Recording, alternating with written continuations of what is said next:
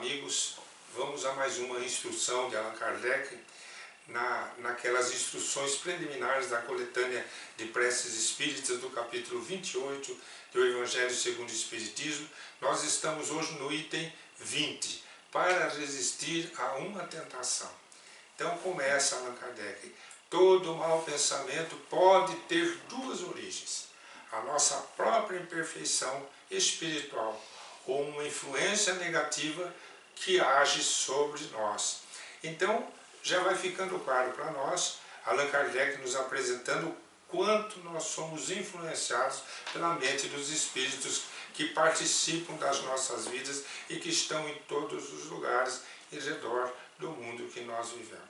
Então, Allan Kardec começa a dizer que um mau pensamento ele pode ser nosso próprio ou um pensamento que vem de um espírito, mas alcança sintonia conosco. Então, nesse último caso da influência negativa sobre nós, é sempre indício de uma fraqueza, diz Kardec, que nos torna sujeitos a receber essa influência. É a questão da sintonia. Se um espírito chega perto de nós com um pensamento negativo e a gente pensa como se fosse nosso pensamento, e a gente assimila como se fosse um pensamento cuja tese nós também defendemos, significa que em nós há uma fraqueza moral, porque nós estamos entrando numa sintonia com o pensamento negativo. Há, portanto, um indício, diz Allan Kardec, de uma imperfeição em nós. No entanto, aquele que fracassou não poderá desculpar-se alegando ser vítima de um espírito estranho que o levou ao fracasso,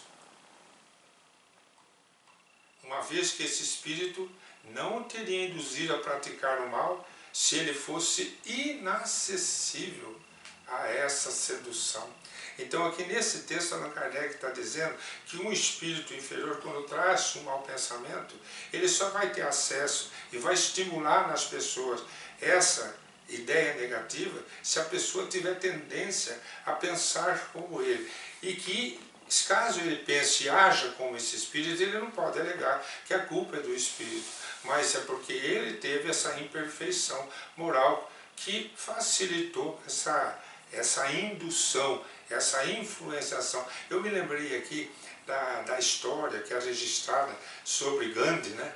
Quando houve aquela assembleia muito intensa na divisão da Índia com o Afeganistão, que acabou virando um grande cisma, né? Uma grande divisão, naquela assembleia em que estavam propondo essa divisão, que Gandhi era contra, fez vários jejuns e que as pessoas começam a levantar as armas e dizer vamos às armas, né? Vamos à luta pela divisão. E Gandhi, então, ele está recebendo aquela maciça influência de uma ideia. E diz Gandhi assim: por qualquer causa que eu creia, eu darei minha vida, mas por nenhuma eu tirarei uma vida.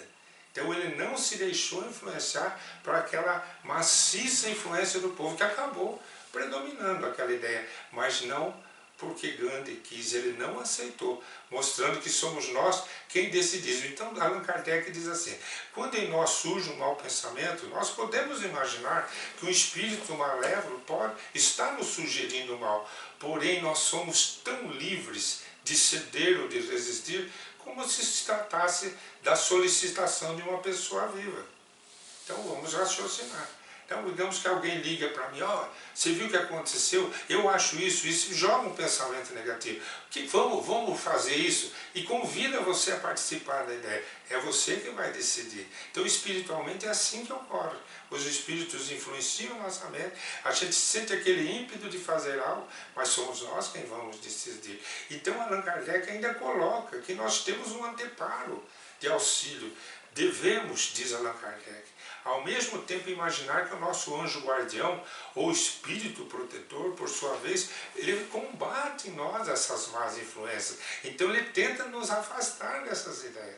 E espera, diz Kardec, com ansiedade, a decisão que nós vamos tomar.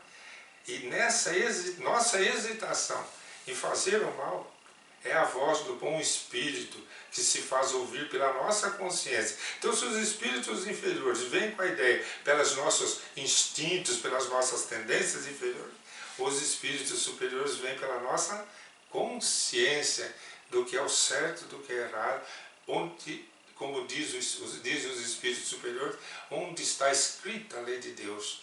Quer dizer, na nossa consciência. Então os Espíritos Superiores, os nossos benfeitores, vão agir na nossa consciência, nos tentando impedir de agir daquela forma. Como que eu vou saber se o pensamento é mau ou é bom? Então, Allan Kardec disse, reconhece-se que o pensamento é mau quando ele se afasta da caridade, que é a base da verdadeira moral. Quando tem por princípio o orgulho, a vaidade, o egoísmo, quando a sua realização pode causar um prejuízo qualquer a outra pessoa, um prejuízo qualquer. Quando, enfim, sugere que façamos aos outros o que não gostaríamos que fizessem conosco. Instruções de Allan Kardec para resistir a uma tentação. Até o nosso próximo encontro.